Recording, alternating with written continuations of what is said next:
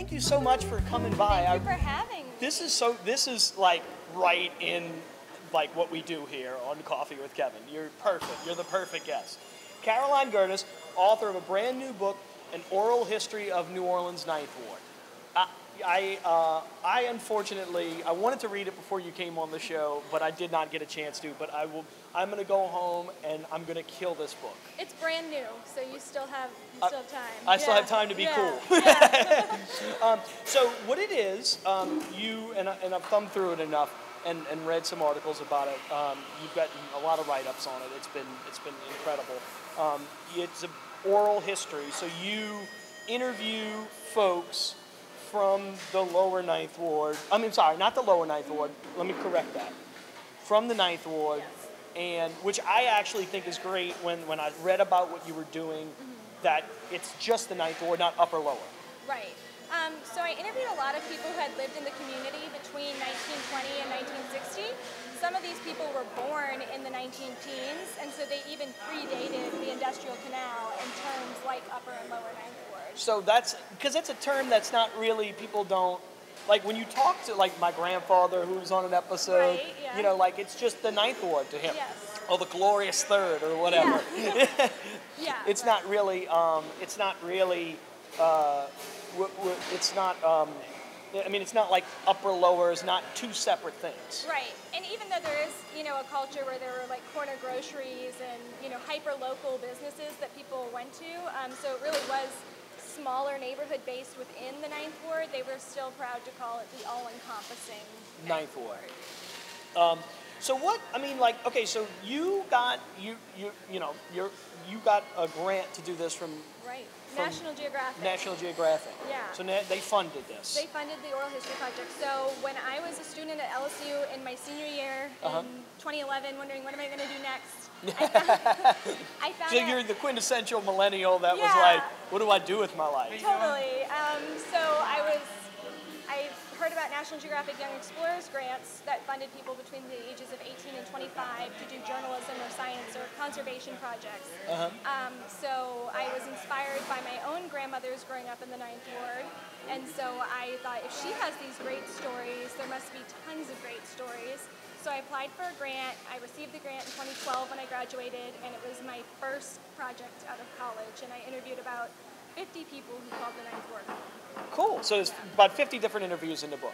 Not all of my interviews made are the book. In the book. So some of them sucked. No, they were all great. They were all great. Like, oh, this person, I ain't using them. A lot of people had similar stories or maybe remembered the same event. So it kind of, you have to condense things. Yeah. But all of my interviews are stored on LSU's campus at the T. Harry Williams Center for Oral History. So if you want to go listen to them, or you know somebody who was interviewed and maybe you're, miss it in the book, you can hear it at LSU.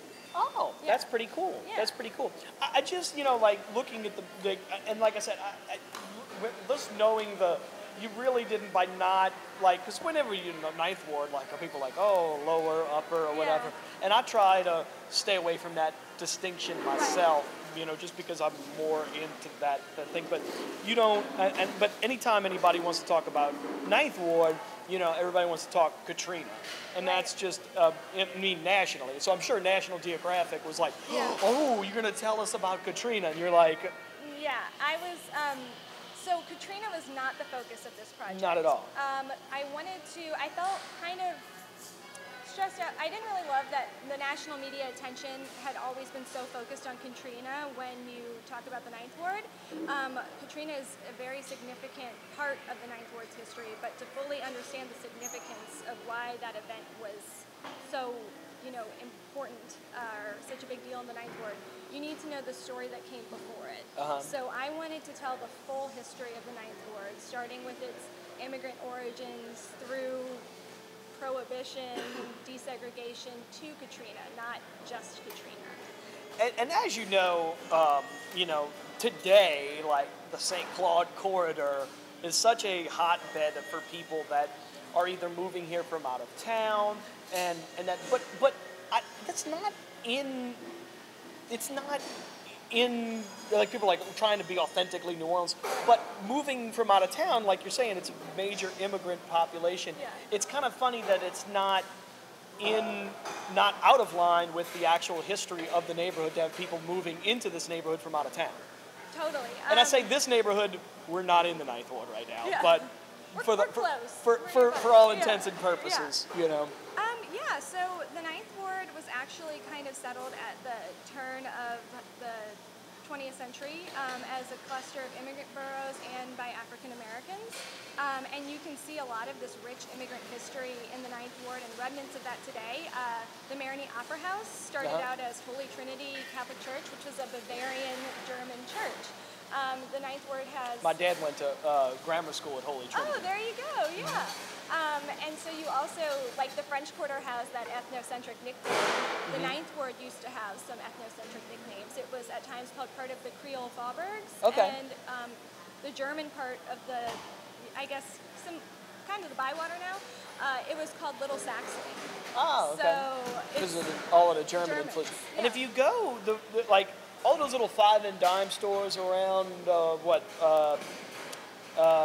Piety and Louisa on Dauphine, and Oxalis today, all of those buildings, like, they have German names in the sidewalks. Right, totally. You could totally see it, like it's Yeah. there, like it's neat to see it, kind of like it Yeah. printed in the ground. Yes. So the Ninth Ward's, I guess, you know, the majority of that immigrant population that I'm talking about in the early 20th century were French, German, and Sicilian.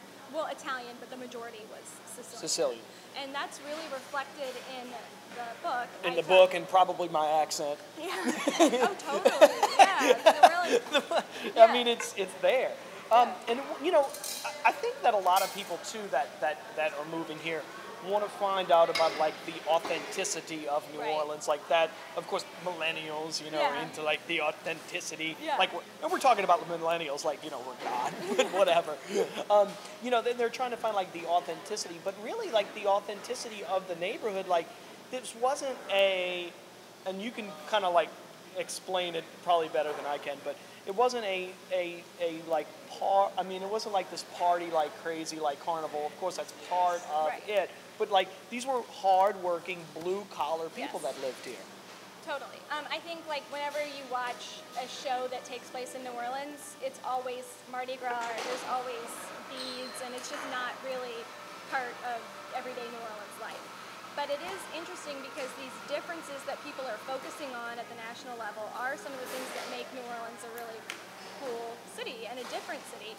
The fact that we have such a really interesting indigenous culture. I have presented this work at National Geographic, and so when I tell a funny story about king cake, like just something, you know, somebody reminisced. Yeah, you know, you're talking about king cake or whatever. I have to explain first what king cake is. So you gotta like back it. All right. Yeah. Before I tell you this story, there's a cake and we put a baby in it. Just know that, and here's the story. Exactly. So I mean, while most of the stories are just nostalgia for New Orleans, and I think it's very reminiscent when you talk about maybe, because a lot of these people were first generation from France or Germany or Italy.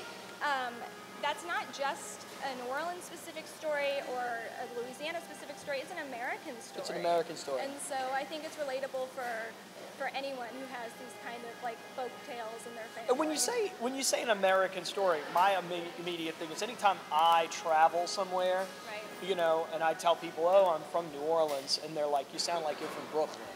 Yeah, I talk about the accent in the book. So the New Orleans accent is a port city accent. And the reason that we have these kind of European intonations in, you know, with the dats, without, you know, no th, the d's, things like that, it's because the New Orleans was more connected as a port city to other port cities than it was maybe to Lafayette or things like that. Yes. So you get the similar New York accent because New Orleans, you know, was doing, like, people who worked in the ships and the ports were doing trading business with those people. We're more interconnected that way than they were with the rest of the states. That's very interesting. I mean, I guess I kind of knew that, like, but it is that people here were more interconnected with New York and Europe than necessarily Lafayette. Exactly. And I mean, of course, it differs by the individual, but that's why you hear it in the language here. So, yeah.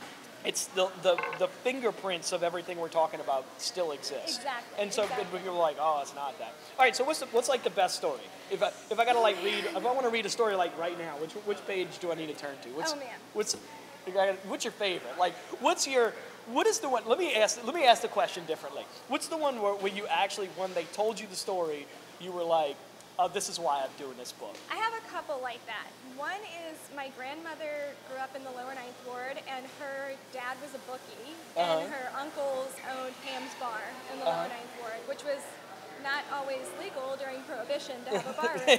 Not always legal or not at all legal? I mean, it eventually became a legitimate bar room again, but you know. Yeah. And so she has a great story about the feds showing up. And what corner was that on? She was on Forstall Street. Forstall, okay. And so she has a great story about the feds showing up and having to flush lottery tickets down the toilet when she was a little girl to protect her dad from the illegal business, which I love. And so that kind of thing was definitely like the inspiration for getting all of these other stories.